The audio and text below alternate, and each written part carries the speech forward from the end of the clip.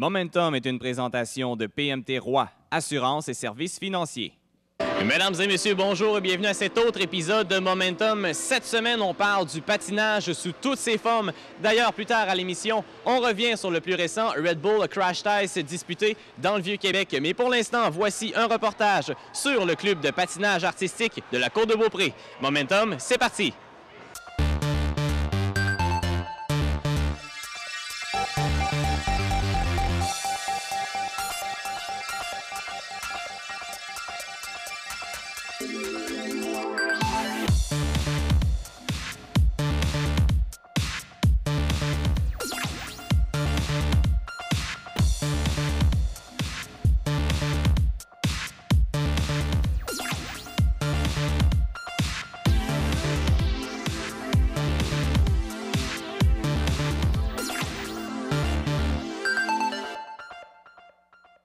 Alors, je suis avec Nathalie Pelletier, présidente du club de patinage artistique de la Côte-de-Beaupré. Madame Pelletier, décrivez-moi le club en quelques mots.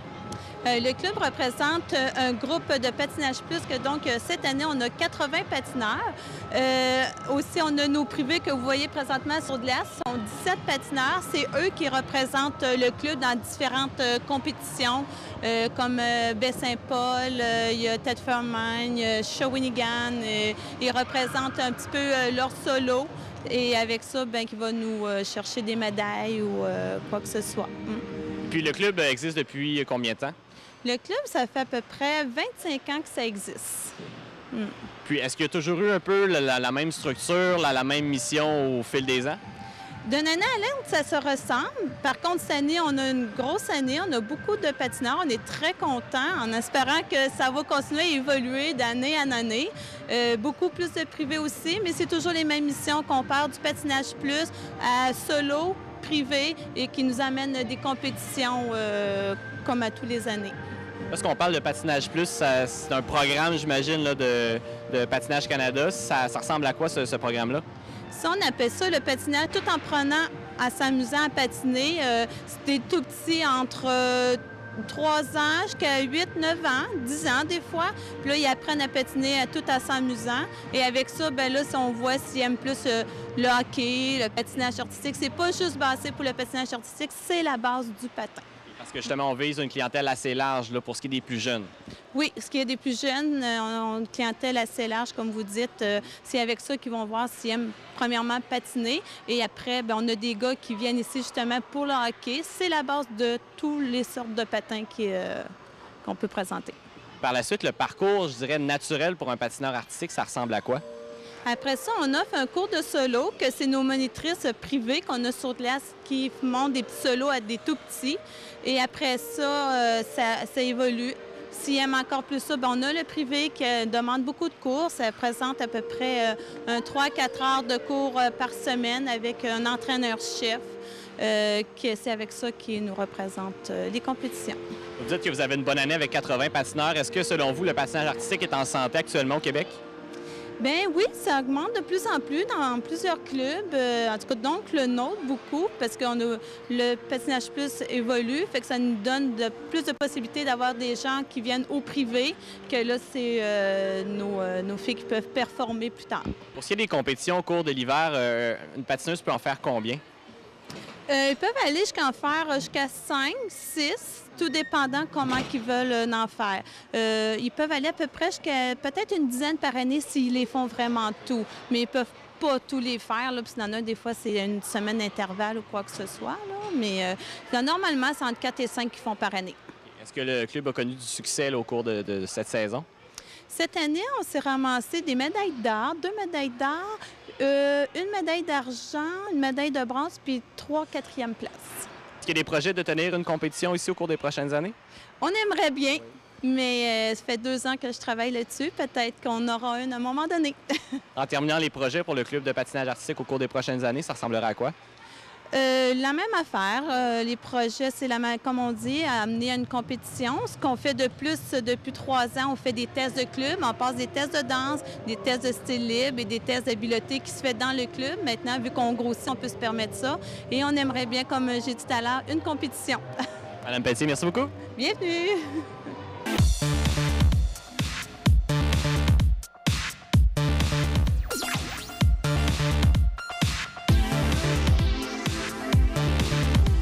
Alors, je suis avec Rosalie Potvin. Rosalie, parle-moi de tes débuts en patinage artistique.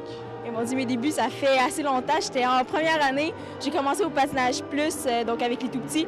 Puis j'ai fait 5 ans là-dedans. J'ai passé toutes les écussons. Puis après ça, je suis arrivée au privé. C'est ma 6e année dans le patinage privé. J'ai commencé la compétition il y a quelques années. Puis ça, là, on s'entraîne fort 3 fois semaine. Avec le cégep, j'en fais un peu moins parce que j'ai pas toujours le temps, là, mais c'est ça. Puis au début, qu'est-ce qui t'a fait choisir ce sport-là plutôt qu'un autre? C'est ma cousine qui patinait ici. Okay. Puis à chaque année, j'allais voir le spectacle, puis j'allais ma mère, puis maman, moi aussi, je veux en faire, moi aussi, je veux en faire. Puis finalement, une année, j'étais supposée commencer, je me suis cassé un bras, fait que ça a été retardé à l'année d'après, puis depuis ce temps-là, j'ai eu la piqûre, puis j'avais arrêté. Qu'est-ce que tu retrouves dans ce sport-là qui te fait triper? Oh mon Dieu, c'est le feeling, là, juste d'être sur la glace. C'est complètement différent que d'être sur le sol avec mes souliers, c'est d'être dans les airs, tourner. C'est tout combiné ensemble qui fait que c'est un sport extraordinaire. Qu'est-ce que ça prend pour être une bonne patineuse artistique? Oh mon Dieu, ça prend beaucoup de concentration, ça prend de la grâce quand même parce que veux pas, faut que tu enchaînes tous les mouvements un après l'autre. Ça prend de la persévérance parce que c'est pas toujours facile de réussir les sauts, les pirouettes.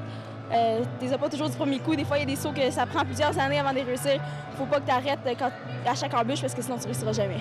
Justement, tu me parlais de persévérance. Ça prend combien de temps avant de maîtriser vraiment là, une routine parfaitement? Routine parfaite, ça prend plusieurs années. Là. Ma routine, présentement, je la change quasiment toutes les années parce que je change de niveau. Donc, c'est plus difficile d'avoir une routine parfaite. Mais mettons, pour un saut, des fois, ça peut prendre 2-3 ans avant d'avoir un saut parfaitement. Donc, une routine complète, c'est des années. Est-ce qu'il y a un saut qui t'a vraiment donné de la difficulté depuis quelques années puis là, que tu as finalement maîtrisé? Mon Axel, là, je commence à le maîtriser là, cette année. Là, puis ça fait 2 ans et demi que je le pratique. Puis que je m'acharne dessus. Puis là, je commence à l'avoir en compétition là, depuis les dernières compétitions. Fait que... Au niveau des compétitions, comment ça va pour toi? Ça va quand même pas si pire.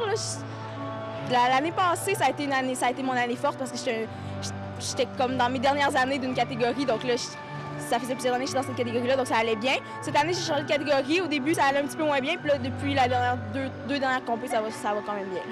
Puis, une compétition, pour toi, tu peux en faire... en fait, tu peux faire combien de compétitions par hiver? Présentement, cette année, j'en ai fait 3, mais je pourrais en faire jusqu'à 5, 6. Puis, dépendamment aussi de mes classements, il y a des compétitions que je pourrais me qualifier pour d'autres, mais ce qui n'est pas le cas pour l'instant, mais on espère tout le temps pour les prochaines années. Est-ce que de voir une Joanie Rochette performer comme elle l'a fait aux Jeux olympiques, ça donne le goût de continuer encore longtemps d'en faire, ce patinage artistique?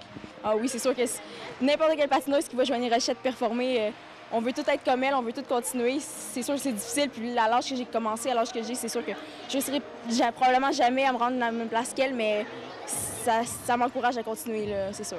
En terminant, ton principal objectif au cours des prochaines années, ce serait quoi? Au cours des prochaines années, ce serait de continuer à monter en niveau pour pouvoir faire ma formation, pour pouvoir coacher après. Rosalie, merci beaucoup. Plaisir.